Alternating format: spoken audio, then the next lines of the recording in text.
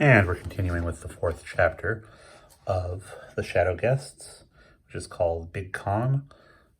Cosmo has just had a gladiatorial battle with Con during the night on the lawn at the mill. Next day, Cosmo was rather startled coming downstairs to discover Con stretched out asleep in a patch of sunlight on the brick floor. In the angle of the wall under the window, Lob knew he was there all right. He growled mutteringly from time to time as he chewed and worried at little bits of dirt and thorns between his toes, causing Eunice to look up from her coffee newspaper and say, "What's up, Lobby boy? Rheumatic's bothering you today." Neither she nor Mrs. Tidings could see Con. It was really peculiar. You'd think they'd be able to hear his slow, deep breathing and occasional sighs as he shifted position. After breakfast, Cosmo went and helped Mr. Marvel with jobs around the farm. Presently, he asked about the guardrail. "I should think what would be best for you," said Mr. Marvel after reflecting. Did I do him as a different? Okay. "I should think what would be best for you," said Mr. Marvel after reflecting, would be two 3 fence bars split down the middle. You won't want them too heavy, or they'll be a nuisance to get up and a nuisance to fix. But as they say, you do want them solid enough to do their job. I know where there's just the thing for you. Look." And he showed Cosmo a stack of weathering ash poles about 4 inches in diameter. "They'll do you nicely when the work's done. Evening, I'll help you split as many as you're likely to need. That's an awkward job, no joke to do it on your own." After thanking Mr. Marvel, Cosmo decided to tackle his homework next. A thin drizzle had begun to fall. It seemed a good time to get schoolwork out of the way.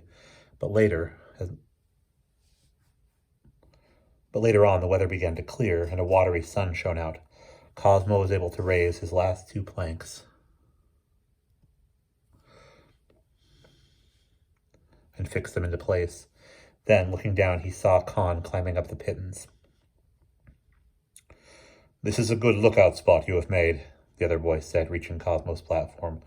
"You would be safe from wolves, or even from armed men, if you had weapons." He surveyed the platform with critical approval.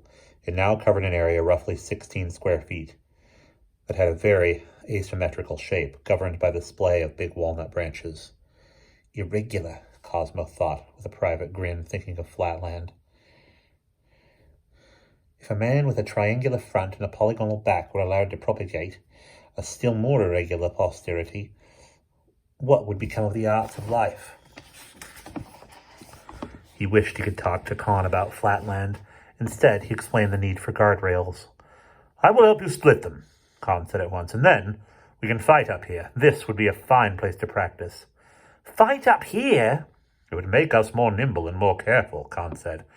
Cosmo didn't like the idea at all, but he could hardly refuse Con's offer of help.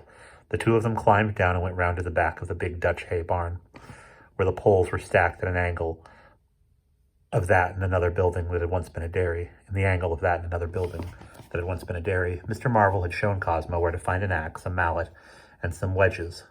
Splitting, as Mr. Marvel had said, was an awkward job. Even with the 2 of them, it went slowly, accompanied by some curses. "One cannot be a rotarius without fingers," Con said, snatching his hand away just in time on one occasion. "I don't know what you could be without fingers. A scribe, and use the other hand, or a clerk, and work on an abacus." It was true, Cosmo reflected, that you did not need fingers for mathematics. But he was more careful after that, and by dusk they had 6 poles split and hoisted up onto the platform. "Tomorrow we fasten them in place," Con said. "Tonight we fight on the grass again." Cosmo did wonder how Eunice would react to the sight of him apparently fighting nobody if she should happen to look out. But there was a television program about Bible history, which both she and Mrs. Tidings wanted to watch. No objections were raised to his going out in the dark, provided he stayed away from the weir. "But tomorrow night you must be in early, for it's school next day." School for me, he thought, and games for Con. Which would I choose if I had the choice? Fighting that night went very well indeed. "You are a terrific fighter, Con," he said. "And you are none too bad yourself. Surely you'll win all your fights if you're given your freedom." "And be given your freedom." "Ah," said Con gloomily, "that depends on many things. They free only a few men at each games. There may be others, swordsmen or slingmen, who are better than I, and they have very fine fighters. At Corinium, the best men from all over the country, even from Gaul. No, I try not to hope for freedom. Hope is a bad friend. It can make your arm shake, and your eye uncertain. It is best to keep one's mind clear of hope.